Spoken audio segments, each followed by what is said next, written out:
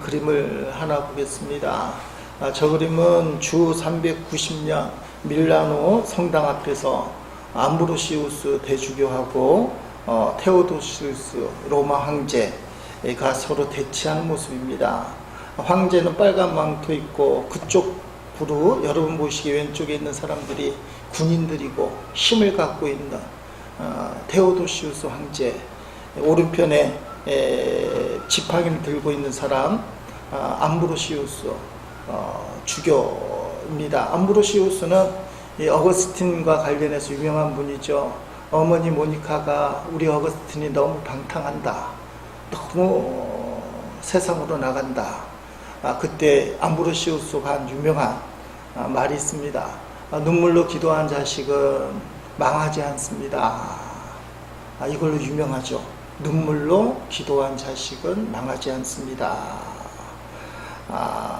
이 암브로시우스하고 테오도시우스 황제 왜 이렇게 서로 대치하고 있느냐, 꼭 싸우는 것 같이. 이유는 데살로니가에 있는 로마 수비대장 390년쯤에 이 사람이 데살로니가 주민들하고 말다툼을 하는데요, 집단 폭행을 당하고 무참하게 살해를 당했습니다. 그게 황제에게 보고가 되었습니다. 그랬더니 테오도시우스가 보복을 하라고, 잔혹하게 보복을 하라고, 그래서 실제로 7,000명이 학살당합니다. 로마 군인 수비대장 한 명이 죽었는데 7,000명을 학살할 정도의 보복을 하라.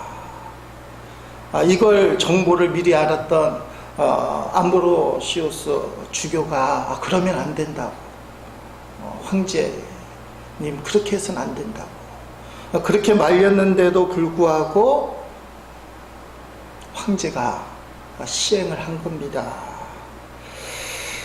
그래서 암브로시우스가 이 황제의 그 잔인한 모습을 보고 그것은 신앙적이지도 않고 그것은 분명한 제약이다. 우리가 봐도 제약이잖아요. 로마 군인 한 명이 죽었다고 주민 7,000명을 집단 학살하는 이 잔혹한 왕, 이 왕이 믿음이 있었던 거예요.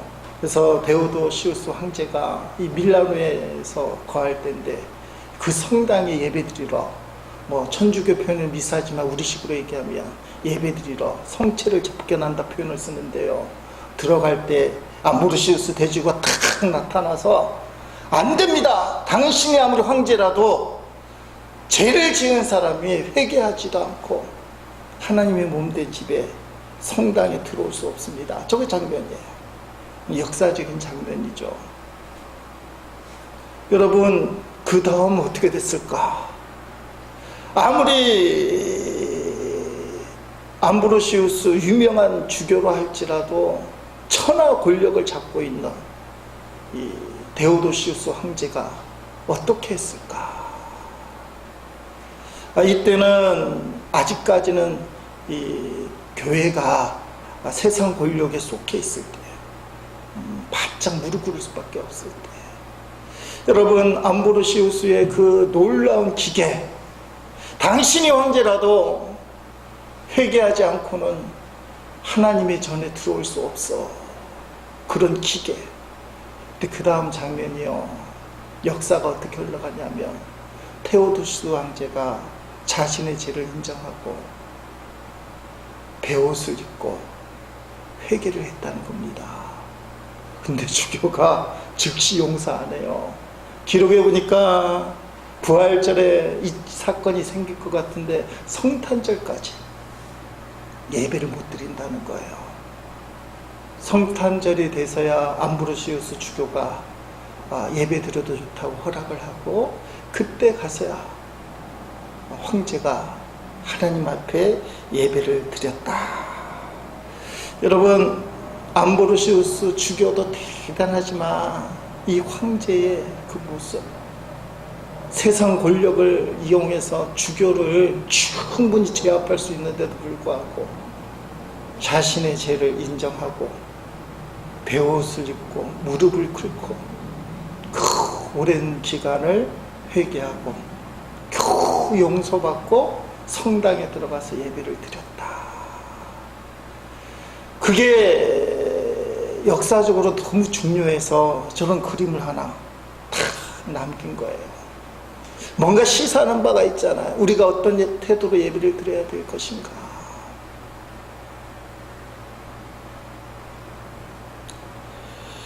하나님이 기뻐하시는 예배, 그 예배를 위해서 암브로시우스 주교의 그 마음, 사실 목숨을 걸고 황제를 막은 거잖아요. 예배는 하나님 앞에 제대로 드려야 됩니다. 하나님이 기뻐하시는 예배는 당신이 그렇게 피를 묻고 7,000명이나 잔인하게 학살한 그 손으로, 그렇게 명령한 그 손으로, 그리고 그 입으로 하나님을 찬양하고 하나님 앞에 예배 드리는 게 옳은 예배입니까? 하나님 기뻐하시는 예배입니까? 안 된다는 거예요. 암브로시우스 황제가 깨닫고 회개하고 그 오랜 세월을 근심하고 예배를 드릴 때 하나님이 그 예배를 기뻐 받으시는 거예요. 기독교 전통에 하나님 앞에 예배 드린다는 게 그렇게 쉬운 게 아니에요. 하나님 앞에 예배 드린다는 거, 그게 엄청나게 중요하고 엄청나게 기쁘고 즐거운 거.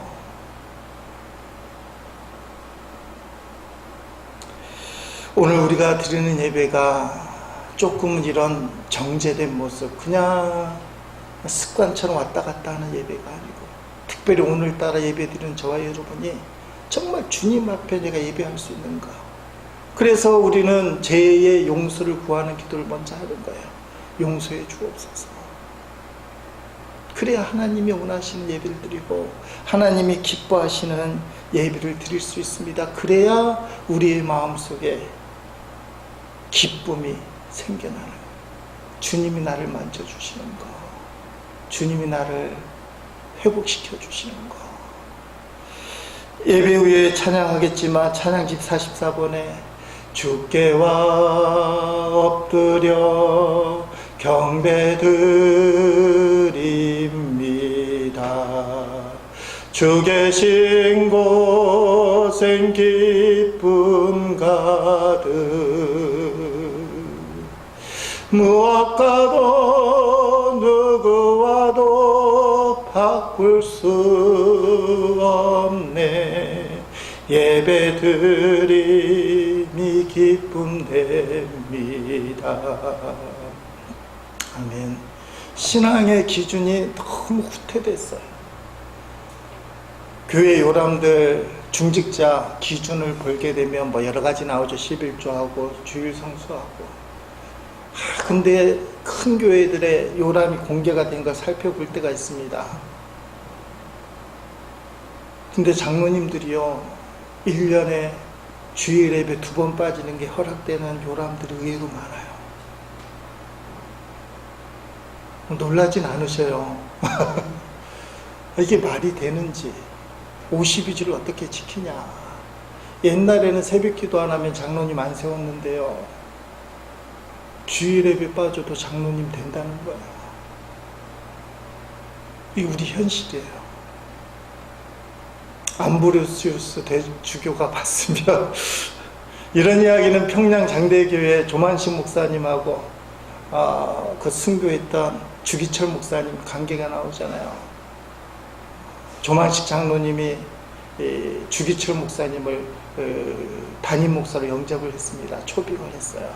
근데 오산학교 교장이고 조만식 장로님은 주기철 목사님 거기 학생이에요. 스승과 제자. 예배 시간에 조만식 장로님이 손님 만나라고 조금 늦었어요. 늦게 예배당 물고 들어왔을 때. 이게 유명한 얘기잖아요. 저도 몇 번 설교했는데. 근데 주기철 목사님이, 조장로님, 장로님 예배 시간에 늦으면 어떡합니까? 거기 서서 예배 드리시오. 조장로님이 뒤편에 서서 가만히 예배를 드렸다는 거예요. 예배 후에 회개합니다. 장로가 되어서 예배 시간에 늦어 죄송합니다. 다시는 그렇지 않겠습니다. 그걸 야단치는 주기철 목사님이라 그걸 받아들이는 조만식 장로님, 한국교회 유명한 얘기예요. 요새 목사님 그렇게 했다가는 이삿짐을 싸야 될지도 모르죠. 수석 장로님을 늦었다고 호령하고. 예배의 기준이, 신앙의 기준이 너무 다운돼서 우리가 주일날 예배를 조금 가볍게, 근데 이게 가벼운 예배가 아니라는 것입니다. 오늘 성경을 읽었는데요, 한 구절이지만 예배를 드리는 다윗의 기쁨이라고 볼 수는 없어요. 근데 비슷한 거예요.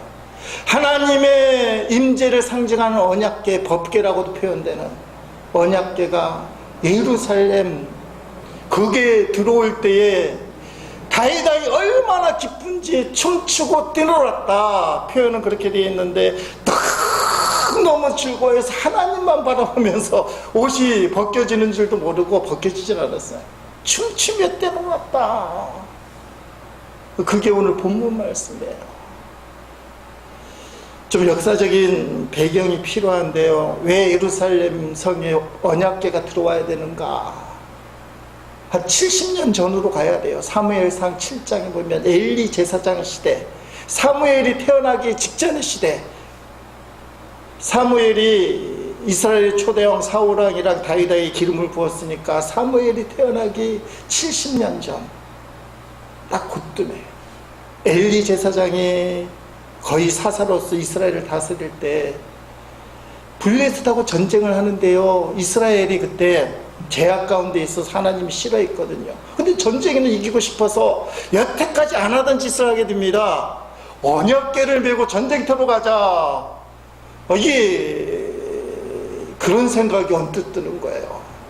자신들이 얼마나 잘못했는지, 하나님이 우리에게 이런 벌을 주시는지 하나도 생각 안 하고 언약궤만 가져가면 하나님이 함께 하시니까 이 전쟁에서 이기겠다. 근데 그 전쟁이 이기겠습니까? 자기는 돌보지 않고 자기 더럽고 추한 건 그대로 놔둔 채 언약궤만 들고 가면 이긴다. 오늘 예배 드리는데 뭐 상황이 이렇고 마음이 이렇고 예배는 드리지 뭐. 그럼 하나님이 축복하시나요? 마음을 안 드리는데 블레셋에게 무참하게 깨지고 말아요. 그리고 그 전쟁에서 엘리의 두 아들이 다 죽고 말아요. 비누와 다 죽고 말아요. 엘리 제사장도 그 목을 듣고 너무 살쪘는데 목이 의자에서 떨어져서 꺾어서 죽었다. 하나님과의 법궤와 관련된 사람들, 언약궤와 관련 사람들이 그렇게 죽어나가요. 그 언약궤가 블레셋에게 뺏긴 겁니다. 하나님의 임재가 우상을 섬기는 이방 민족에 뺏겼어요.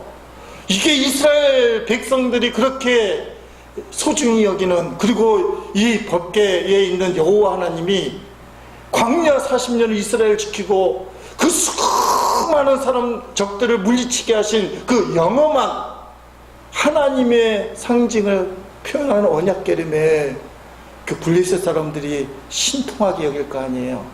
그래서 갖다 놨는데 이상한 일이 벌어집니다.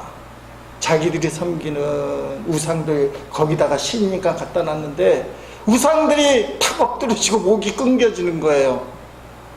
밤새 깜짝 놀라는 거예요. 우리가 섬기는 우상이 이 언약궤 앞에 탁 엎드려지고 목이 꺾이고, 그 다음에 계속하는 일이 종기가 나고요. 사람들이 막 죽어나가는 거예요. 블레셋이 여러 민족이 있는데 이리저리 옮기는데 이건 도대체 안 되겠다. 그래서 이스라엘에게 넘겨주잖아요. 이스라엘이 언약궤를 이게 참 그러게 하잖아요. 그 언약궤를 기럇 여아름이라는 곳에다가 안치를 하는 거예요. 안치 갖다 놨어요. 그리고 그 사이에 어떤 일이 벌어지냐면 사무엘이 엘리를 대신해서 이스라엘을 다스리고 사울왕이 생기고 그 다음에 다윗왕이 생기는 겁니다. 그리고 본문에 다윗이 본격적으로 이스라엘 12지파, 뭐 역사를 보면 뭐 어디 가서 어떻게 했다 나오는데, 그러니까 본격적으로 이스라엘의 왕, 본격적인 왕, 12지파를 다스리는 왕이 되고 도시 수도를 예루살렘, 시온성이라고 불렀어요. 처음으로 예루살렘 성을 도시를 정복하고 수도로 삼고, 그리고 첫 번째 할 일이 70년 동안 방치했던 언약궤, 그걸 예루살렘 성으로 가져오는 일, 그것을 다윗 왕이 첫 번째로 공식적으로 한 일이에요. 여러분, 다윗이 하나님의 임재를 상징하는, 하나님을 상징하는 언약궤를 가져오면서 그 뜻이 무엇이겠어요?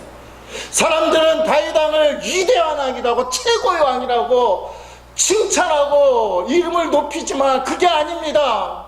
우리나라의 진짜 왕은 이 언약궤 하나님이십니다.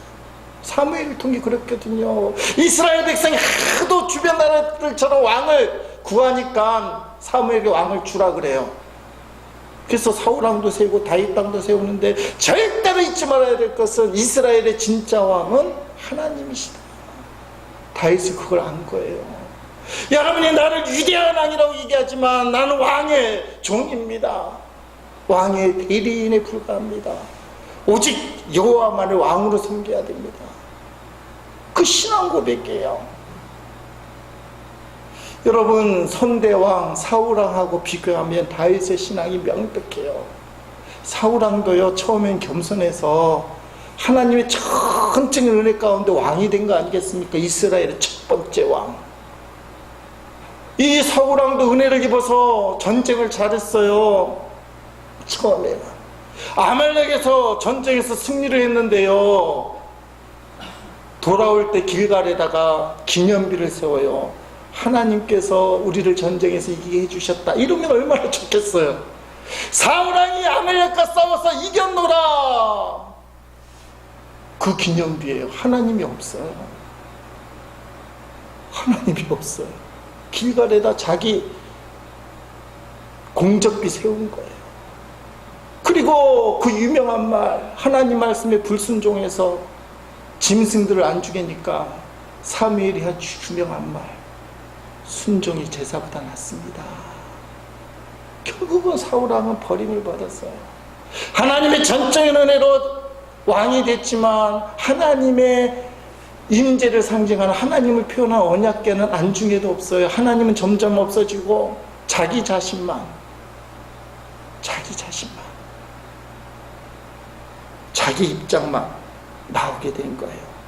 그래서 블레셋과의 전쟁에서 두 아들하고 비참하게 전사하고 말아. 역대기, 우리가 생명의 삶을 역대기 묵상하고 있으니까 역대상 10장 13절 14절에 사울왕을 이렇게 표현해요.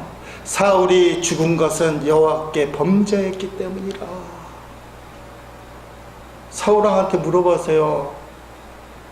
회개하기 전이니까 당신 하나님께 범죄했습니까? 아니요. 그렇게 나 범죄한 적이 없다. 근데 그가 여호와의 말씀을 지키지 아니하고 심한 짓도 해요. 또 신접한 자에게 무당에 가서 가르치기를 청하고, 이걸 제일 싫어했어. 여호와께 묻지 아니하였으므로 여호와께서 그를 죽이시고. 끔찍하죠. 그 나라를 이새의 아들 다윗에게 넘겨주셨더라. 네. 사울왕의 특징, 하나님의 은혜로 세움받았는데 잊어버리고 자기만 드높이는 사람. 근데 다윗은요, 왕이 됐음으로 불구하고 오직 하나님만,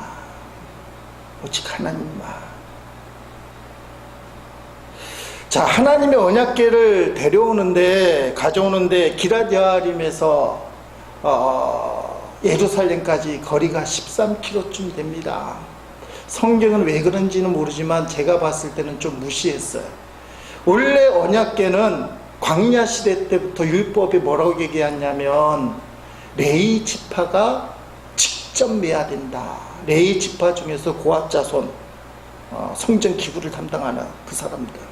근데 이 13km를 그렇게 메고 올 생각하니까 조금 엄두가 안 나잖아요. 그래서 나름대로 정성껏 그리고 효율적으로 언약궤를 갖고 온다고 모시고 오는 방법이 뭘까? 세수레, 하나님이 언약하니까 정성을 들여서 새로운 수레를 만들어서 수레에 싣고 오는 거예요. 그게 훨씬 효율적이잖아요. 어떻게 사람이 메고 13km를 오겠습니까? 그 생각을 해서 제가 봤을 때는 아마 알고는 있었지만 뭐 이 정도는 하고 수레에 싣고 오기 시작하는데 소가 끄는 수레예요. 근데 그걸 끌고 가는 사람이 웃사라는 사람이에요. 웃사. 가다 보니까 소들이 갑자기 날뛰니까요, 수레에 실었던 그렇게 길쭉한 언약궤가 펄떡펄떡 하는 겁니다. 그러니까 웃사가 언약궤를 딱 붙잡았어요. 떨어지면 안 되니까. 근데 즉사예요. 이 본문은 우리에게 충격적이라 목사들도 평신도도 사실은 이게 참 이해되기 힘든, 뭐 교과서적인 답은 말씀대로 순종하지 않아서 깜짝 놀란 거예요. 다윗이 영적으로 민감한 사람이잖아요. 이건 문제가 생겼다. 그래서 도중에 오벳 에돔이라는 집에다가 어쩔 수 없이 언약궤를 탁 갖다 놔요. 여러분 집에 이런 사연이 있던 언약궤가 왔어요. 블레셋에 갔더니 종기가 나고, 그렇게 성경은 뭐 몇만 명 죽었다, 뭐 70명 앞에 가로를 쳐서 몇만 명이 있다 없다 이렇게까지 나오는데 사람을 그렇게 죽인 언약궤에 딱 왔어요. 거기다가 언약궤를 옮기는데 웃사라는 사람까지 죽었대. 그게 우리 집 마당에 탁 갖다 놨어요. 오베데도. 여러분 마음이 어떻겠어요? 할렐루야. 이게 틀려요. 성경은 하나님이 상징되는, 하나님 말씀을 상징하는, 언약궤에는 십계명이 있거든요. 아론의 싹난 지팡이, 뭐 만나 이런 것도 있다. 그러니까 하나님 상징. 성경에 보니까요, 역대상 13장 14절, 우리가 생각하기에는 이 무시무시한 언약궤, 하나님의 궤가 오벳에돔의 집에서 그의 가족과 함께 석 달을 있으니라. 우리 같으면 죽을 거예요. 저 무시무시야. 근데 성경 말씀에 여호와께서 오벳에돔의 집과 그의 모든 소유에 복을 내리셨더라면, 이 언약궤를 집에 모실까요? 모시지 말아야 될까요? 꿀먹은 벙어리예요. 잘못 모시면 큰 저주인데, 가만히 말씀만 붙들고 하나님만 바라보면 뭐가 된다고요? 복이 돼요. 신앙생활이 기가 막힌 거예요. 여러분, 이 원리를 모르니까 적당히 하려고 하는 거예요. 다이당이 적당히 나름대로 정성껏 새 수레를 갖고 쫄딱 망했어요. 예배를 어떻게 드려야 되는지, 신앙생활을 어떻게 해야 되는지. 이런 말 하면서 목사도 참 답답해요. 적당히 하는 거, 이 정도는 뭐. 하나님의 기준에 안 맞으면 엄격하셔요. 무시무시할 만큼, 구약시대가. 그나마 신약은 예수님이 사랑의 주님이라고 우리가 고백하니까 좀 낫지. 구약시대는 무시무시. 근데 더 기가 막힌 건, 이 무시무시한 하나님을 그냥 순종만 하면, 뭐 오베데돔이 딴짓 안 했어요. 쫄아갖고 뭘 하겠어요. 웃사가 건드려서 죽었다는데 그걸 어떻게 해요? 그냥 경외하는 마음으로, 아이고 하나님 살려주세요. 우리 집 제발 살려주세요. 종기 내리지 말게 해주세요. 우리 안 건들 테니까요. 하나님 그냥 우리를 굽어 살펴주세요. 복 달라고 말도 못 꺼냈을 거예요. 제발 불쌍히 여겨주세요. 근데 하나님 복을 주셔요.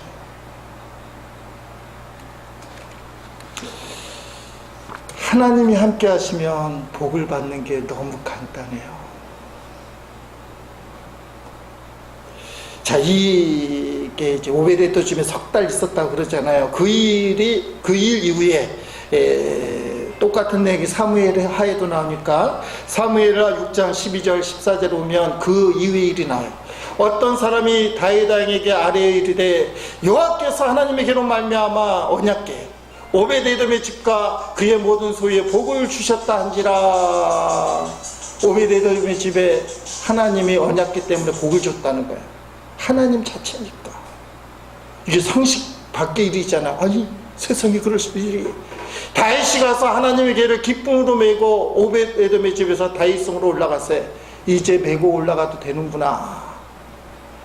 근데 잘 봐요. 여호와의 궤를 맨 사람들이 6걸음을 가매 다윗이 소와 살찐 송아지로 제사를 드리고, 왜 그러냐면 그 전에 좀 편리하려고 수레에, 나름대로 정성이 새 수레잖아요. 수레에 싣고 오다가 웃사가 죽었어요. 근데 원인을 안 거예요. 언약궤는 레위 지파가 매야 되는구나. 그래서 레위 지파 사람들이 그 언약궤를 맨 거예요. 그리고는 하나님이 예루살렘에 이 언약궤를 가져가는 게 하나님의 뜻일까 아닐까 궁금하잖아요. 웃사가 죽고 나갔는데. 그래서 6걸음을 가도록 한번 해본 거예요. 왜 6걸음인지는 이유를 몰라요. 6걸음을 딱 걸어가니까 6걸음을 건 레위 지파 사람들이 다 멀쩡해. 그때 가서야 다윗이 하나님이 이제 허락하시는구나. 그래서 소와 살찐 송아지로 제사를 드렸어요. 이 말씀을 그냥 읽으면 6걸음마다 다윗이 제사를 드렸다, 절대 그런 건 아니에요. 6걸음 걸을 때마다 어떻게 제사 드리고 그 길을 어떻게 오겠어요. 하나님이 이제 허락하신다. 자, 그 다음 14절을 보니까 다윗이 여호와 앞에서 힘을 다하여 춤을 추는데 그때에 다윗이 배에 에봇을 입었더라며. 너무 기쁜 거예요, 다윗이. 베옷이라는 것은 요새 말로 하면 원피스입니다. 하나 통짜리. 속옷을 좀 안 입은 것 같아요, 그 당시 그 상황이, 문화 상황이. 그래서 이 베옷을 입고 덩실덩실 추면 속살이 좀 보여요. 보이나 마나, 보이거나 말거나 다윗은 하나님께만 집중하는 거예요. 하나님께만. 그래서 덩실덩실 춤추며 뛰는다. 너무 즐거워한다. 너무 기뻐한다. 하나님만 생각하는 거예요. 사람들이 상관없이. 하나님의 언약궤가 이제 예루살렘에 온다. 너무너무 기쁜 거예요. 자, 오늘 우리가 읽은 본문 딱 한 절 말씀, 쉬운 성경을 읽어봅니다. 그걸 부인 왕비예요. 미갈이 봤는데 어떻게 했느냐. 여호와의 언약궤가 예루살렘으로 들어올 때에 사울의 딸 미갈이 창밖을 내다보다가 다윗 왕이 춤을 추며 즐거워하는 모습을 보고 마음속으로 그를 없이 여겼습니다. 아멘. 왕비 미갈이요, 다윗하고 좀 안 맞는 것 같아요. 아니, 남편이 저 정도로 오베데돔의 집에서부터 언약궤를 메고 그 앞에서 춤을 추며, 다윗은 맬 수 없잖아요. 레위 지파가 아니니까. 춤을 추며 막 뛰어올 때, 아니, 부인 정도 같으면 집에서 내려와서 마중해야 되잖아요. 또 신앙적으로 하나님이 들어오시는데. 근데 보니까 아마 성전, 궁전 높은 곳에서 창문가로 비죽게 내다보다가 남편 맞을 생각도 않고요, 하나님 맞을 생각도 없어요. 창문으로 이렇게 쭉 내밀어 보다가 다윗 왕의 모습을 보고 업신여겼어요. 왕이 저게 뭘까? 여러분, 남편을 좀 요새 수종든다, 섬긴다고 표현하면 부인들이 기분 나빠할지 모르지만, 남편을 생각하는 아내로서 다윗이 그렇게 고생하면 좀 나와봐야 됩니다. 하나님을 향한 미갈의 태도가 사실 아니잖아요. 온 백성이 그렇게 기뻐 날뛰며 하나님을 높이고 언약궤가 이제 들어온다고 그렇게 즐거워하는데 미갈은 혼자 입이 쭉 나온 사람이에요.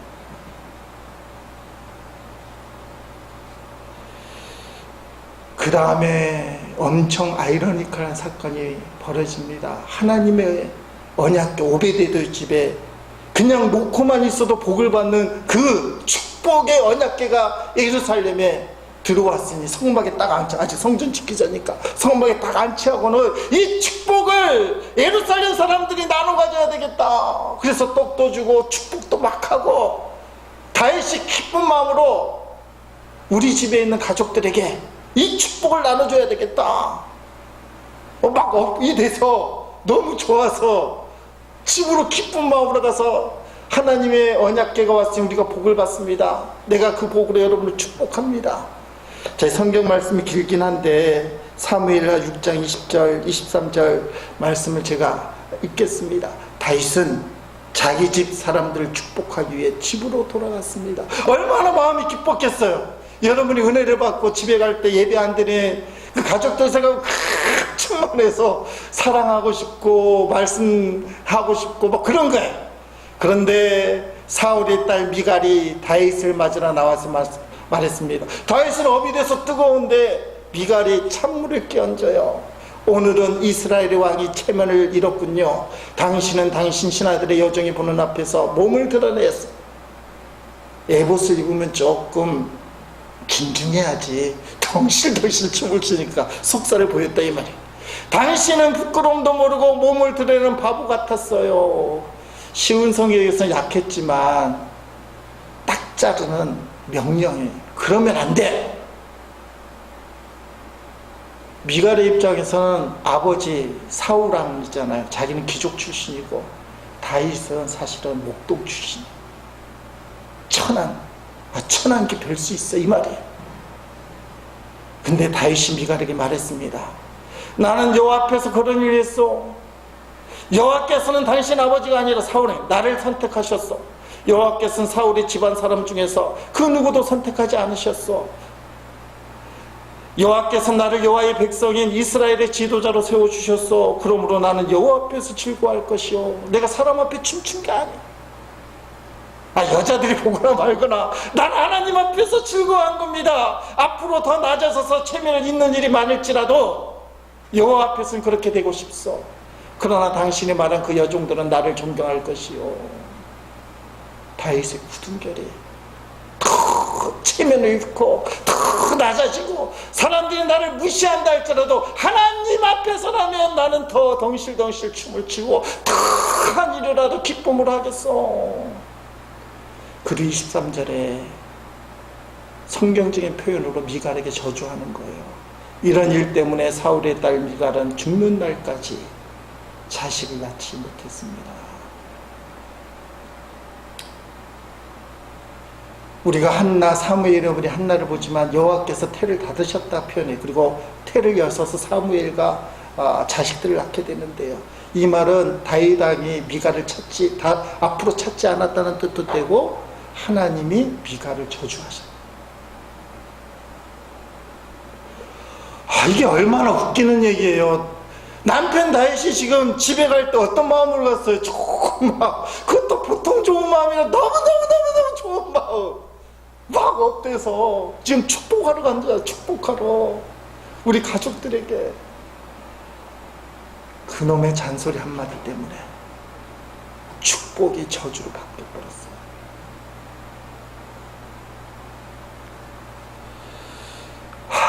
너무 슬프잖아요. 가만히 있어도 복을 받을 건데 가만히 있어. 엊그제 우리 집사람이 페이스북에 김창욱 교수의 그 강의 장면 동영상인데 유튜브에 보면 모국어가 좋은 남자 예쁜 말 하는 여자를 만나다 14분 31초 이 정도의 동영상이에요. 오늘 내용하고 관련이 있어서 남자들에게 뭐라고 얘기하냐면 예쁜 여자를 만나려고 하지 말고 예쁜 말을 하는 여자를 만나라. 그렇게 남편들 중에 아내를 지극히 사랑하는 사람들이 있는데 그 사람들을 가만히 보니까 공통점이 있다는 거예요.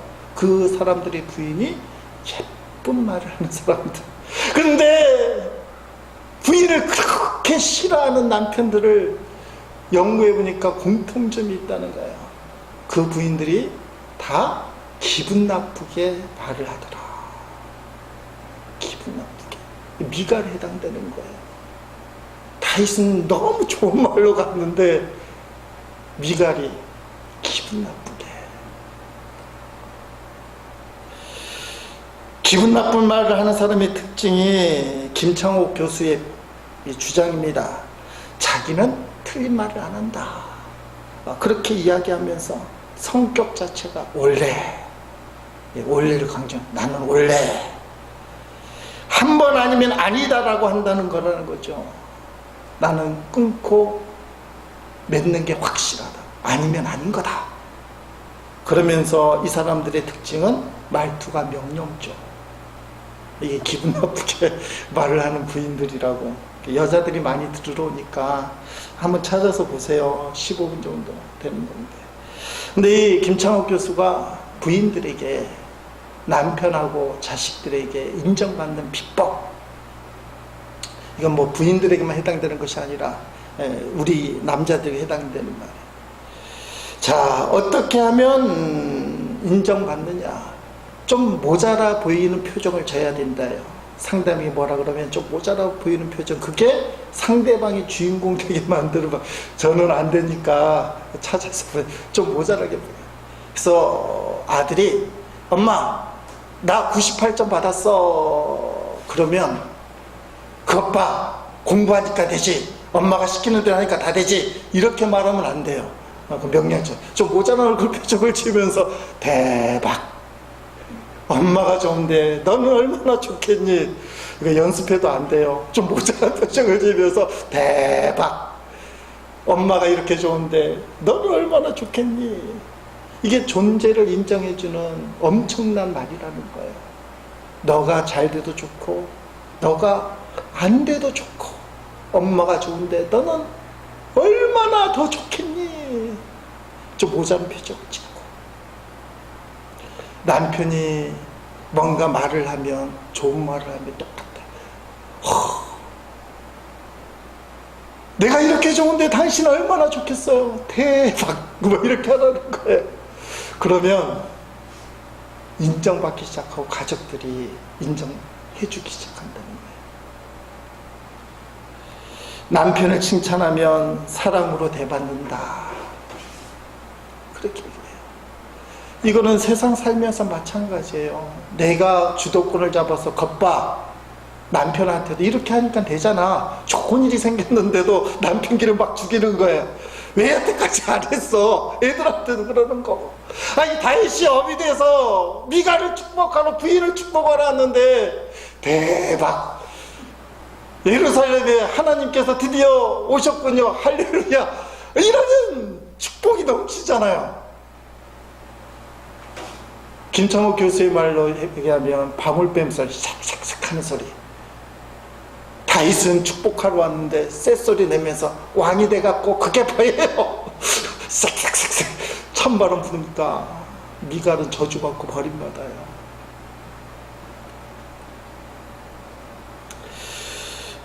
이게 좀 하나님 앞에 어떻게 서야 되는지, 우리의 삶의 태도, 사람을 대하는 태도, 긍정의 마인드보다 나도 모르는 불평과 원망, 부정, 내가 드러나지면 않으면 안 될 것 같은 안타까움. 근데 그거 다 내려놓고 다윗이 잘한 것, 하나님만 보는 거야. 하나님만. 여러분, 가정이 잘 되고요, 자녀가 잘 되고요, 교회가 부흥하고 사업도 잘 되고 직장도 잘 되길 바라잖아요. 그래서 열심을 내요. 근데 자기 열심만 갖고 안 되는 게 현실이니까 하나님께 맡기세요. 그냥 하나님께. 내가 이렇게 하면 되겠지, 따라합시다. 안 된다. 내가 이렇게 하면 되겠지, 안 돼요. 안 돼요. 주님이 하셔야 돼요. 주님이. 다윗은 그걸 안 거예요. 자기 방식으로 언약궤 가져오려고 했잖아요. 수리에 싣고 정성껏. 안 돼요. 사랑하는 부하 웃사가 죽었어요. 이건 참 충격적인 일이에요. 하나님 위해서인데요. 다윗도 이해를 못해요. 우리가 그런 일들을 많이 당해요. 내가 하나님 앞에 이렇게 했는데 왜요? 왜 이렇게 하시냐고. 도대체 내가 뭘 잘못했냐고. 하나님 위해서 한다는데 왜 이렇게 죽고 이렇게 힘들고 이렇게 망하게 하냐고. 자기 마음대로 하니까요. 하나님의 복귀가 오베데도 집에 있는 것 자체가 복이에요. 아무것도 안 하고 하나님만 경외하는 거예요. 쫄아갖고 하나님 제발 살려주세요. 그럼 복 받아요. 신앙 원리가 나오죠. 다윗이 하나님 말씀대로 레위인들에게 어깨에 메고 언약궤를 예루살렘에 들어오고는 뭘 깨달았겠어요? 이제 하나님 뜻대로 살자. 가끔은 내 생각대로 했는데 이제는 하나님 뜻대로만 살자. 하나님만 바라보자. 하나님밖에 없다. 그러니까 사람이 보든지 말든지 속살이 보이든지 말든지 하나님 앞에서 나는 춤춘다. 근데 미가는 왕비니까 채통, 왕의 어떤 신분의 위치, 그래도 한나라의 왕인데 인간적인 생각하는 거예요. 그럴 수밖에 없잖아요. 문재인 대통령이 속살이 보듯 덩실덩실 춤을 추면 우리나라 사람들 일제히 비난할 거예요. 대통령이 돼갖고. 근데 다윗이 괜찮다는 거예요. 하나님이 기뻐한다며. 철저하게 하나님 중심으로 살겠다 나는. 또 오늘 말씀에 춤추며 뛰는다는 이 말씀 속에 뭐가 들어있어요? 내 방법으로 내 힘으로 내 생각대로 하는 건 안 된다. 그냥 하나님 방법대로 하나님께 맡기자. 난 하나님만 즐거워할 거다. 머리 아픈 거 다 내려놓겠다. 그냥 말씀이 어려워도 그냥 말씀대로 살겠다. 그게 예배라는 거예요. 하나님만 바라보고 하나님만 높이는 거. 언약궤를 맞이하는 다윗의 마음이 우리에게 새로워져야 됩니다. 우리는 내 뜻대로 내 방법대로 내 생각대로 내 목적대로 이루어져야 하나님의 은혜라고 얘기하는데 아니라는 거예요. 하나님은 하나님의 방식대로. 그 예배는 내 생각을 다 내려놓고 하나님만 바라보고 춤추며 뛰노는 것. 사람이 없어도 좋아요. 내가 가난해도 좋아요. 내가 병들어도 좋아요. 내가 찢어지게 사람들 앞에 가난하고 손가락질 당하고 내가 그래도 좋아요. 난 하나님만을 바라볼 거예요. 다윗이 그 마음을 새롭게 하는 거예요. 새롭게. 그래서 사람들이 뭐라든 말든 나는 하나님 앞에서 춤추고 뛰노겠습니다. 이게 예배드리는 기쁨. 하나님 중심의 삶을 살겠다. 세계 제2차 대전이 발발했을 때 영국이 혼란이 빠졌어요. 아니 독일 히틀러가 유럽을 다 장악하는데요. 이건 독일하고 영국이 붙으면 이길 확률이 없을 것 같아. 프랑스도 무너지지. 그 강대국들이 다 독일에게 무너지는 거야. 근데 상황상 전쟁을 할 수밖에 없잖아요. 어떻게 타협을 해요? 영국이 그나마 대영 제국인데 그 당시에 세계 최고의 나라가 어떻게 독일에게 항복을 해요? 안 되잖아요. 그러니까 속으로 쫄면서 선전포고를 했어요. 그 영국 사람들이 독일이 질풍노도와 같이 유럽을 삼켜서 영국도 이제 삼킬 거다라는 불안감, 두려움이 다 있었어요. 독일이 너무 세니까. 그렇게 강하다는 프랑스가 순식간에 무너지고 유럽이 순식간에 히틀러한테 다 무릎 꿇는 거예요. 이거 힘으로 안 되는 것 같아. 근데 자존심 때문에 전쟁을 하게 됩니다. 선전포고. 얼마나 쫄았겠어요. 이길 수 없는 싸움인데 싸워야 되니까. 당시 윈스턴 처칠이 수상인데요. 윌리엄 템플이라는 성공일 대주교에게 선전포고를 하는 날 국민에게 연설을 해달라고 라디오 연설을 부탁을 했어요. 지금 상황을 다 알아요. 영국 사람들이. 저 강력한 독일하고 싸워선 이길 순 없다. 그렇다고 영국의 자존심으로 항복할 순 없다. 죽어도 전쟁인데 이거 어떻게 하면 좋겠냐. 이 절망의 상황에서 윌리엄 템플 주교님이 백성들에게 필요한 말씀을 주시라고. 사실은 영국이 기독교 국가니까 연설이 아니라 정확하게 표현하면 대주교님의 설교, 유명한 연설을 합니다. 윌리엄 템플이 대국민 메시지 처음 부분이에요. 대영국 제국의 국민 여러분, 지금은 우리가 하나님을 예배할 때입니다. 첫 마디가 우리가 하나님을 예배할 때입니다. 전쟁은 큰일입니다. 그러나 예배는 더 큰일입니다. 만일 우리 국민이 이와 같은 때에 진정 하나님을 예배할 수가 있다면, 그리고 하나님을 바라보고 그 하나님이 우리와 함께 하는 것을 믿을 수가 있다면, 전쟁은 결코 큰일이 아닙니다. 우리는 능히 우리가 예배한 하나님의 도우심으로 이 전쟁을 승리할 것입니다. 이 연설 아닌 설교가 온 국민이 지금 귀를 쫑긋하고 듣고 있는 거잖아요. 이건 분명히 질전쟁인데 영국의 자존심 때문에 선전포고를 하고, 지금 윈스턴 처칠을 비롯한 나라 지도부가 어떤 생각을 갖고 있는지, 우리가 어떤 마음을 먹어야 될지 귀가 쫑긋해서 이 윌리엄 템플의 연설 아닌 설교를 듣게 되잖아요. 첫 마디가 예배합시다. 우리가 하나님을 바라고 믿고 예배하면 전쟁은 큰일이 아닙니다. 지금 큰일은 하나님을 믿고 예배하는 예배입니다. 우리가 예배를 잘하면, 하나님을 믿고 오지하면 그 하나님이 우리를 승리하게 할 것입니다. 그래서 그 다음 주일날 영국 교회에 국민들이 꽉 찼다는 거예요. 지금 이 상황에서 우리가 의지할 건 하나님밖에 없다. 그리고 그 힘든 시기를 영국이 버텨냅니다.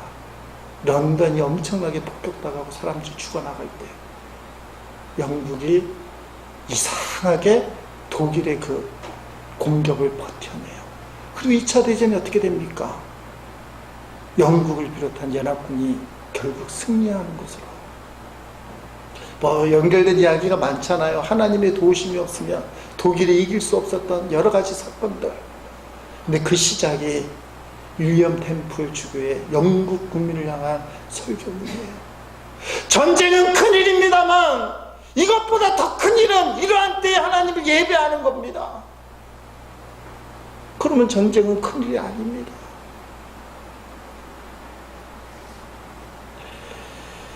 여러분들이 듣기는 듣지만 귀에 흘려버리는 유명한 말. 근데 이걸 가슴에 다시 새겨야 돼요. 예배에 성공하면 인생에 성공하고, 예배에 실패하면 인생에 실패한다. 예배를 개혁하고 인도하는 목사로서 참 마음이 무거워요. 이게 내 마음대로 하면 안 되는 거구나. 오늘 본문의 메시지예요. 하나님의 뜻, 하나님의 방법, 하나님의 말씀대로. 그러면서 느끼는 게 뭡니까? 부족한 저희를 죽이지 않고 살리시고 불러주시고 은혜 가운데 지금 예배를 드린다는 거예요. 하나님 앞에. 그리고 이 예배를 받으시는 하나님. 언약궤를 모시고 들어올 때 춤추고 뛰노는 다윗의 마음. 인간의 방법은 내려놓겠습니다. 하나님이 하십시오. 사람은 어떤 평론과 어떤 판단하든 난 상관치 않습니다. 나 하나님만 떠올리면 하나님 앞에서 춤추고 뛰놀겠습니다. 하나님 앞에서는 체면이 뭐가 있겠습니까? 채통이 뭐가 있겠습니까? 하나님 앞에서 하나님을 기뻐하고 정말 하나님 앞에 예배드리는 걸 귀하게 여기고 하나님을 즐거워하는 제 일의 모든 식구들이 될 수 있기를 주의 이름으로 축복합니다.